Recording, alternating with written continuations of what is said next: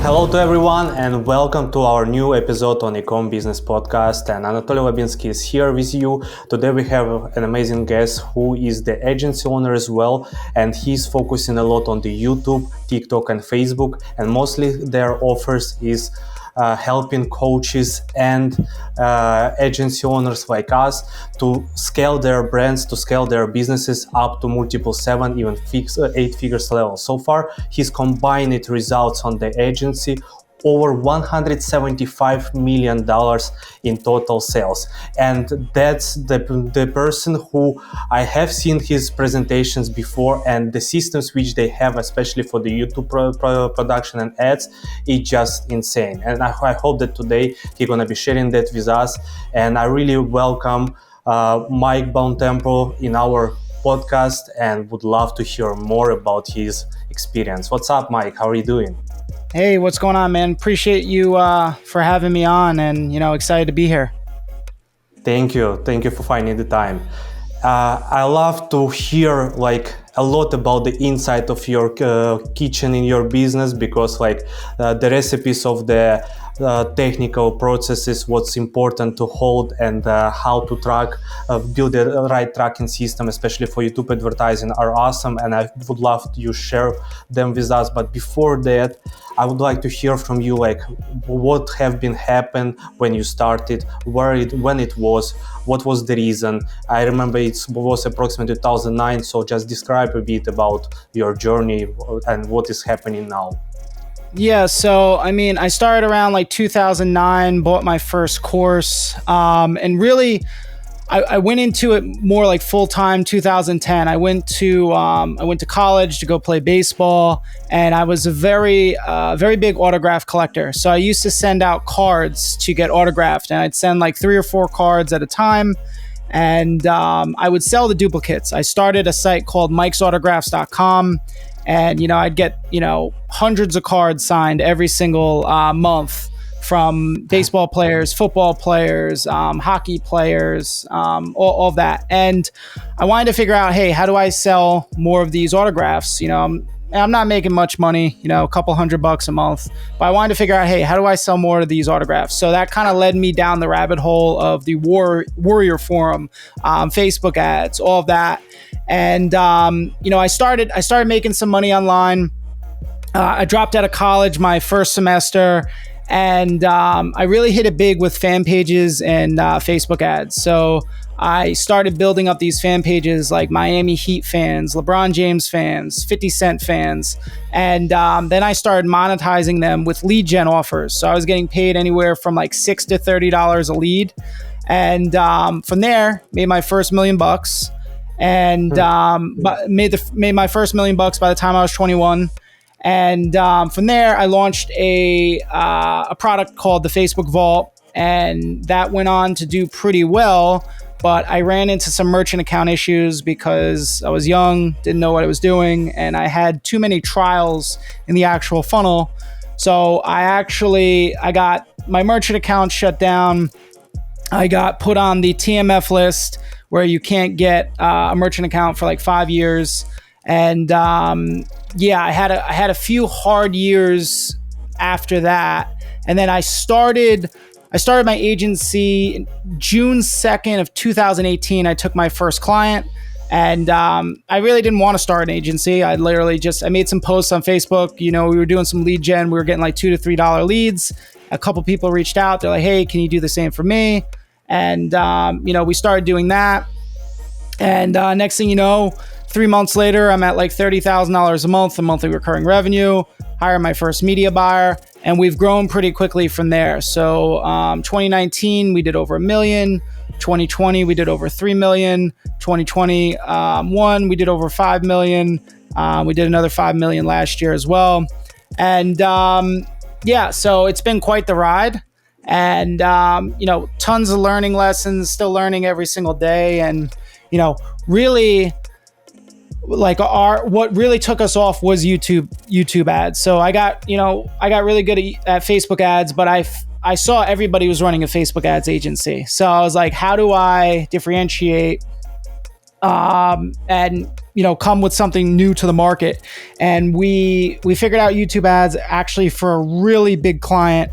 We scaled them to about $2 million a month in ad spend, scaled up a couple of their webinar offers, a couple of their book offers, and that kind of led to getting a whole bunch of other clients, and word spread, and we grew really, really quickly. So Wow. So it means in matter of like less than 4 years, like you build a multiple seven figures agency. And how many team members do you have? Like you were having only one from the beginning.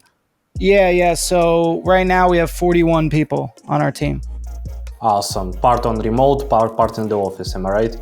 Yeah, correct. Yeah, so we have an office in New Jersey, we have an office in Georgia, and then the rest of the team members are remote. That's cool. Yeah, like I understand what you mean. When you were sharing the beginning story, one media buyer and so on, I like put myself in your shoes because it was something similar in approximately the same time back in 2019. And that's really what you done about the trying to be different and find out the different traffic sources such as like YouTube. That was definitely, I believe, game changer for you in terms of like making something different. I mean, not so many people on YouTube, especially back in 2019, as on Facebook. So, and when you went there, it's where is the game completely changed, correct? About the scalability. Yeah, because we landed a couple really big clients that weren't able to make YouTube ads work until we came in. We re-scripted everything. We got their tracking dialed in, their lead quality dialed in, and then that kind of led to a whole bunch of other clients because they're like, "Hey, you're running so and so's ads," and they had a lot of clients under them as well because they were in the consulting space. So we got all of their clients, and it was just compounding process, just bringing in, at points in time, we're bringing in anywhere from 8 to 10 new clients every single month.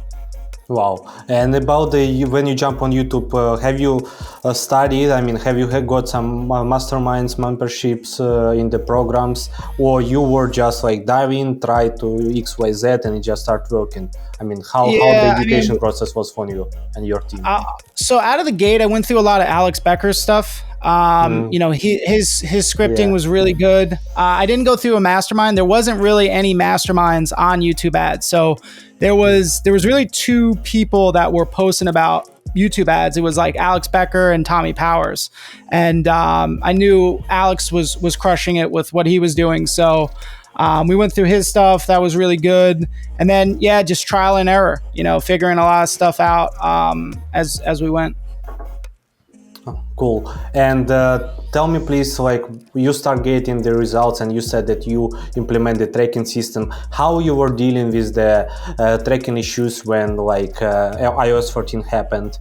Like you have still clients on the TikTok, Facebook. You directly went into Hyros or something similar, or you were trying to figure it out on different ways? We already had Hyros set up for everybody, so it didn't affect us. Hyros was a prerequisite to work with us. Like if you wanted to work with us, you had to get Hyros. And if you didn't, I just wouldn't work with them because it was so hard to kind of prove the ROI. Like it was operationally, if you can't show the clients that they're winning, it's very difficult to, run an agency. So having that all on one dashboard, hey, here's your cost per book call, here's your ROAS, especially with a call funnel, where the book call is happening later and the sale might take, you might have a sales cycle of 20. Yeah, exactly. And you need to be able to track all the way back to that original click, that original campaign. So we were one of the first users of Hyros. Like one of the, back in, I think he launched beta in like 2019. And like, I was one of the first people to ever, I worked on some of the features with him and all that. It was a very big, software that we really needed. So that's a smart way of the pre-qualification, when they planning to join you, or you get hires or no. Because really, like, for example, yesterday we closed the client who was reached out to us 1 year ago, 2 years ago, back in 2021. and I was like, wow, like that the follow-ups and all the stuff is working. But I'm just saying that with the right tracking system, it's easy to understand, especially as if it's not your business, as if you're the agency, you want to know if it came from you or from someone else before you joined the company. That's cool. And what exactly the system have you built that, in your opinion, really makes the tracking and putting everything on the right shelves, all that mess of the leads flows, especially when you're scaling, as I know, you're scaling several agencies and coaches up to 7 figures a month. So there is a huge workflow going on, especially leads are coming in. How do you split them? How do you make sure that everything is going on the right shelves and you don't waste any kind of leads from that particular flow? Yeah, so we have an MQL process that we've built out, and then we score leads based upon how they actually answer questions on the application. So usually we'll score them from 1 to 2, and then we'll have a lead scoring key from 0 to 4 based upon how they answer. So anything from like 3 to 4 is a super marketing qualified lead. That lead's going to go to the best closer, that like with the hottest hand. MQLs are going to just go to the regular resource pool, and then non-MQLs, ideally we're going to send them to a downsell page, or we are going to just set them, so they'll go to a setter, and the setter will, call them and, all that. So. Okay, cool. And in this case, like if someone is starting their journey and already, like, let's say, like us on our end, it's Facebook, mostly our traffic source, it's Facebook, Instagram, and we want to jump into the YouTube. What would be your top 3 recommendations for people who are trying to go and expand to other platforms, and especially in this case YouTube? Your top 3 suggestions or must done SOPs in this case. Yes. So the first thing you got to look at, is it a wide enough niche? So YouTube's for a very big TAM, like total addressable market. So you need to have, like, business opportunity is good, health space is good. It's got to be very wide. If it's too niche, it's not going to work. And so like that would be the first thing, I would look at. So like if you came to me, like we had a client that we did well for a while, but then it fell off because they got rid of all the topics and the keyword targeting and all that. She used to teach singers essentially how to sing better. So super niche. It was a consulting offer. It did well until they made the changes, but like I probably wouldn't take an offer on like that. So it's got to be like, the wealth, the wealth space, how to make more money, the health space, how to lose weight, something to that effect, fitness. That would be the first thing. So if you're too niche, I probably wouldn't go to YouTube. The second thing is you need to script your ads correctly. So we call them out of the gate. We get their attention. We introduce who the person actually is. We give them credibility. We show proof. Then we have the call to action showing the actual webinar page or where they're going to opt in. We show more proof. And then we have another call to action showing them where to opt in again. And then we have a timer at the end. So like that's kind of the base of how we work off the scripts and the scripting. And a lot of people are not scripting their Facebook ads out of the gate for that. Like how we script for Facebook's different for how we script from YouTube. YouTube can come over to Facebook. Facebook videos usually don't come over to YouTube really well. So like that would be the second thing. And then the third thing I would say is really like the tracking. You need to dial in the tracking. If you don't have the tracking in there and understanding how long your sales cycle is, setting up an MQL process, really understanding what is a marketing qualified lead. Because we'll have clients all the time and we used to deal with this problem until we introduced the MQL process, where it was like, the lead's not qualified. Well, based upon what? Is that just a feeling, or do you have, quantitative data to say that? So like that's one of the big things as well, being able to score each lead and making sure that it's qualified. You could tag them in Hyros, and then you could actually send it back to the pixel to optimize for, MQLs and all that. Oh, so if the lead is coming and you can place the tag, let's say unqualified or qualified for something else, it will bring to optimize on to like different offer or upsell or something like that. Am I right? Well, Or no, just I'm give you saying more people like that? more people like that. So that's what I'm talking about in that sense. So you could literally tag them in Hyros and then you could send it back to the pixel. The people that are unqualified, you wouldn't send back to the pixel because you don't want more unqualified leads.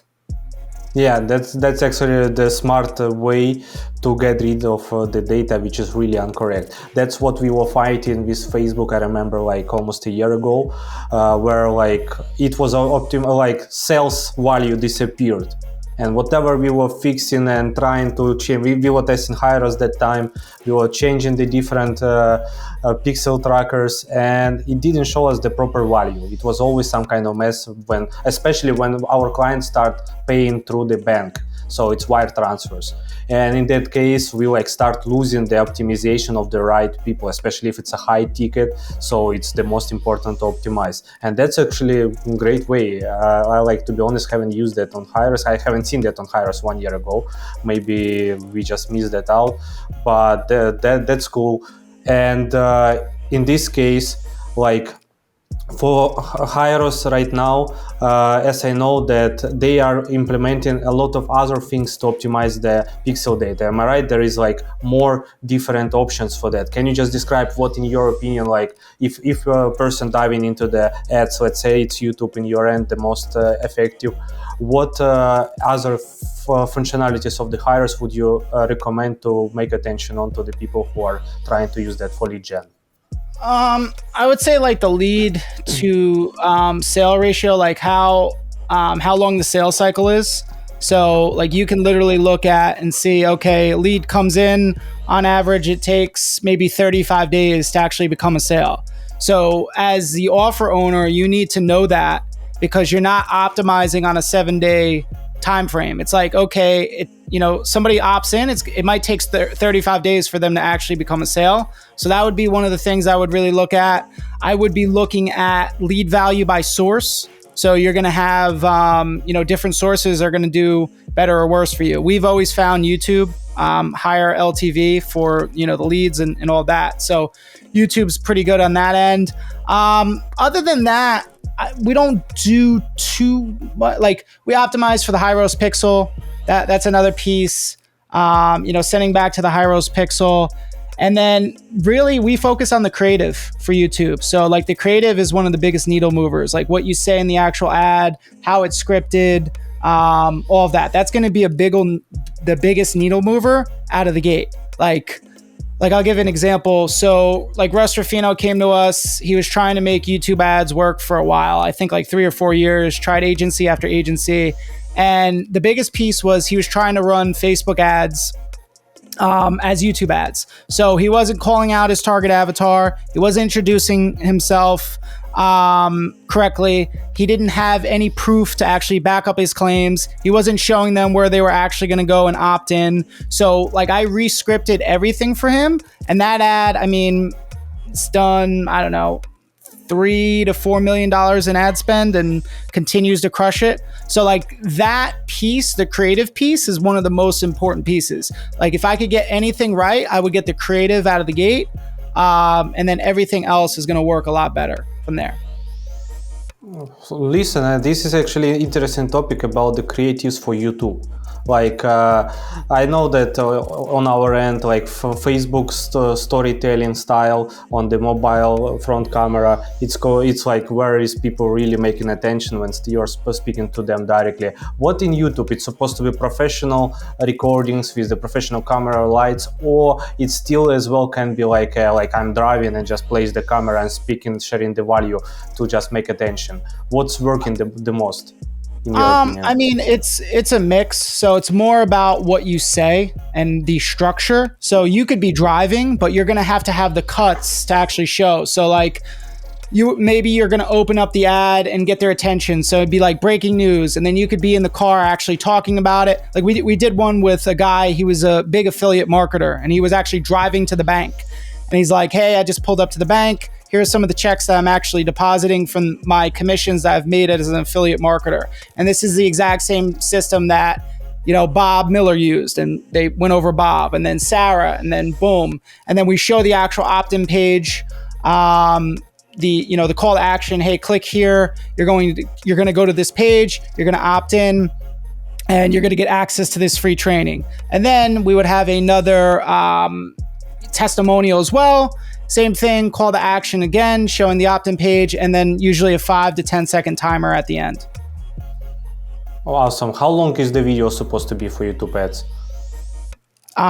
For YouTube ads, we like to go 2 to 3 minutes, ideally. And the perfect lead is who watching the whole, or just press on the button as fast as possible. We're just focused on the CTR, the click-through rate, dialing that in. Yeah, so the hook is very important, especially for first 3 seconds on the YouTube to keep them watching. Okay, yep. Cool. Can you tell me one of the most strange or maybe ridiculous case from whole your journey, your experience in the agency, like by working with clients? Because there is obviously something happening time to time which is like out of the brain, but by working with clients for several years, I know that it can happen. Just the weird people coming or weird situations happening, something like that. What's interesting is you run into some guys who are like, they understand marketing, they run a legitimate business, and they're good marketers, but they're so impatient that they want things yesterday. So like, I've ran into a lot of big name guys that have quit a couple weeks in, like, oh, this isn't working, blah blah, turn off. Yeah, literally. So we like to have a 14-day launch process. We set up the forecast for them. We show exactly what we're going to do. They agree to these metrics, like, hey, cost per lead we forecast it to be here. Here's your cost per book call. Here's your CPA. Here's your ROAS. This is what we forecasted. Are you okay with that? Yeah. And then, we'll launch out of the gate. It takes some time to optimize through YouTube. And, oh, no, it's not working, blah, blah. Let's shut it all down. And like, these are some like bigger name people. And it's just, that's always been very interesting to me. Like, some of these guys who are bigger names, just like shutting stuff down and then stiffing us, as well, like just not doing, running through the whole contract.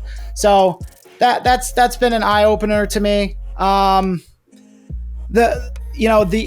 other eye opener as well is like, you could do so well for a client, and they could just leave you because they want to, hey, I want to try out whatever so-and-so agency, or I want to try out my cousin who just learned YouTube ads. I think we could do it cheaper or whatever. And that's always interesting. I feel you, man.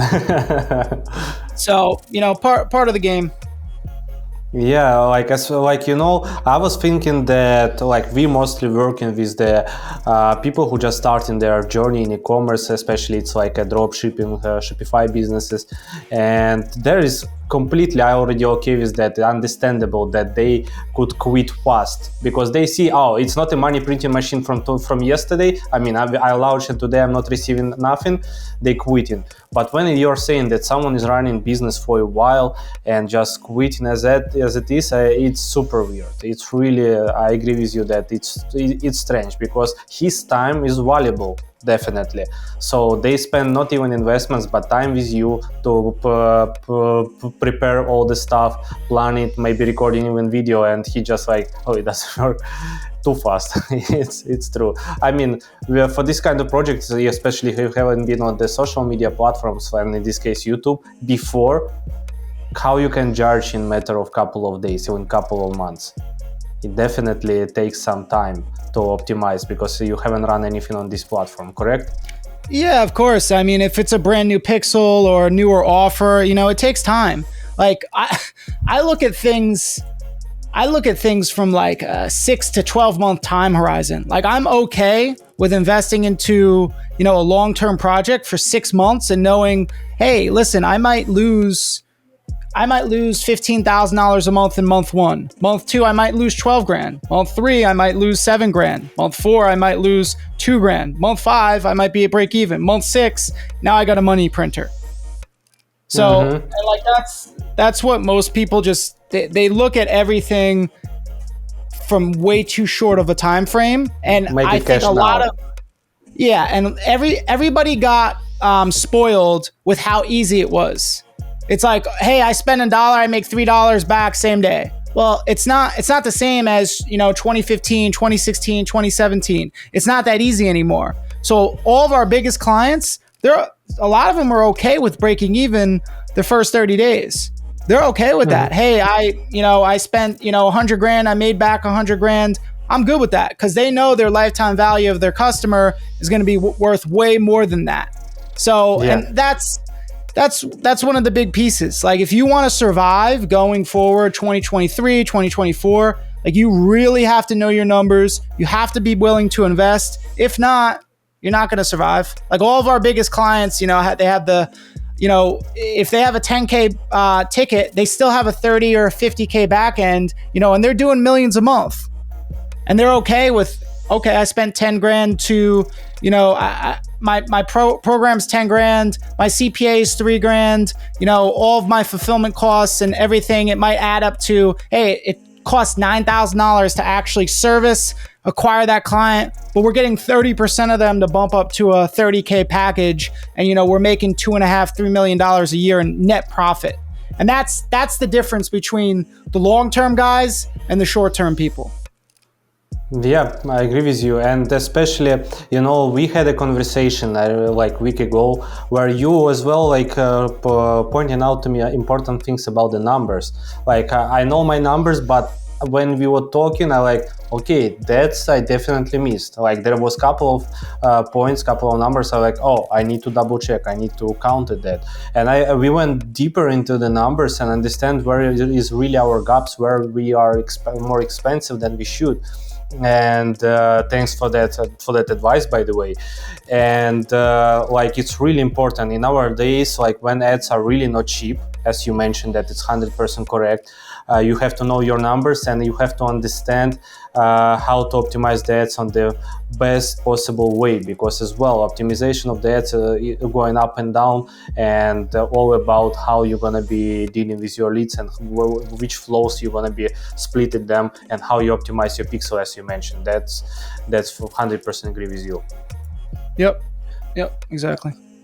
Yeah, and regarding the particular case when something like that happening to you, like this kind of weird business owner, like how do you feel? I mean, you invest really a big effort, because first months is the hardest one. It's the hard when you are really investing on them whole of your time or your main team members. As an agency owner, I can understand, but I would like you to describe how exactly did you feel in such kind of case. Yeah, I mean, it sucks. I mean, but I think one of my greatest qualities is to get punched in the face repeatedly and be able to continuously move on. Like, I feel like, if you're emotional wreck, like if you can't take failure and these things like day to day, you just can't run an agency. Especially like running an agency is so hard. It's really, it's a grind. You get stiffed by clients. Something changes with the algorithm. Now all of your clients are doing bad, for 2 weeks and they're freaking out and all that. So you really have to be able to just deal with it and move on very quickly. Like guys that stiff us or whatever, I move on. Like, hey, let's focus on the next deal. I used to, when I was younger and I was coming up, I'd want to focus on it, but now there's just so much business, we get so much opportunity, it's just not worth it. If a guy's paying you, let's say $7,500 a month, he stiffs you, what are you going to do? You're going to spend 20-30 hours trying to get that $7,500 from him, or the rest of the contract, or just go focus on closing another deal with a client that you actually want to work with. So you got to have a short-term memory with that type of stuff, and it is what it is. It's part of the game. Yeah, I agree with you about staying mentally peaceful. It doesn't matter what is happening, and like just moving on. Like short memory, I love this word. I mean, the short memory for such kind of like situations. But do you have any kind of like better pre-qualification in this particular moment after cases like that? Like I believe like it will be even really was for me to hear. Yeah, so I mean, we really like to work with people that are spending at least $30,000 a month already. They have a sales funnel that's doing about 2.5 to 3x ROAS, and now they need somebody to come in and really blow it up to get them to a $500,000 a month, $1 million a month. So like that's really where we'd like to be, ideally.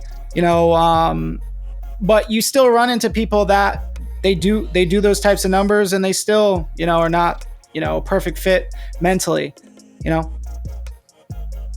I understand. I was always thinking the working with the people who just starting is the hardest thing ever, because people are not ready for mentally for some kind of struggles in the business. But in the same time, I hear more and more stories from the business owners like you, from the agency owners, who really deal with the big clients, and there was more weird cases and situations that I'm getting from dealing day to day with the completely new business owners. So like it means the grass greener always on another side. It just sounds like that always. But all of us, we are dealing with the similar stuff, but on different levels, I would say. Yeah, and I mean, that's we don't get too many clients like that. Like our biggest clients are always the best. They're easy to work with. They understand it. A lot of the time they ran their own ads. They understand the ups and downs of stuff. So, usually the bigger clients are better and they're more mentally prepared. They're able to take they might have a month where they break even, and that's it happens in business. They might have a month where they lose a little bit of money. Like, a lot of people have gotten spoiled where, I only made $100,000 a month in profit this month. How many people make $100,000 a month profit? Like not Profit, that exactly. And we're spoiled in the online community that like, $100,000 in a month in profit, or even $50,000. Like, I had a bad month, I only made 50 grand. Like, how many people would love to make $50,000 profit in 1 month? Yeah. So when we're working in this industry, I had as well one of the awesome conversations on the podcast regarding Facebook ads and strategies and managing that buying team.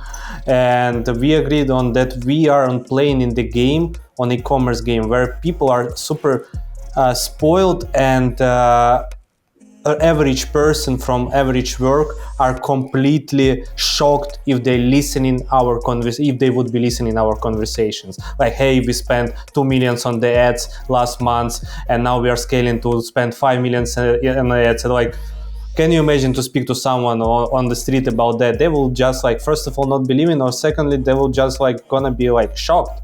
Like, it's not normal. For us, it's like a numbers games. We just using money as a tool, and it's ad spend, it is the revenues, and really people are complaining when they are making, like, instead of 100K, 50K. I'm happy when it's like my profit could drop down on 5-7%, but I see that we still on the normal level of profitability.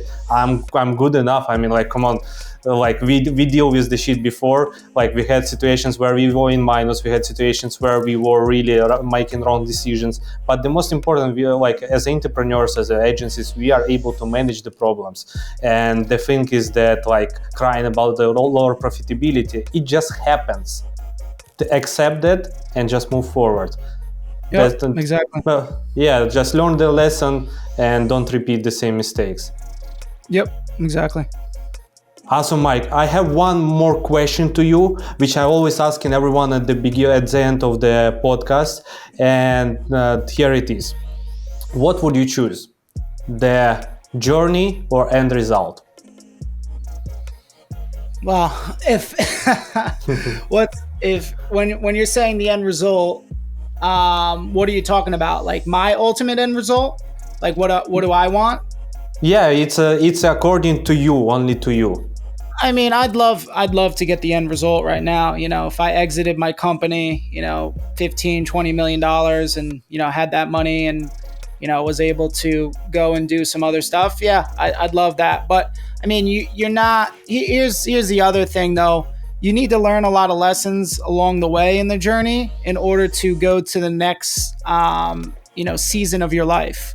So like a lot of the things that I'm learning now with financials and all of that, managing and all of that, if you don't learn those lessons, if you go to the next season of your life, you might make mistakes that, are irreversible. So, but I would take the, the ending now.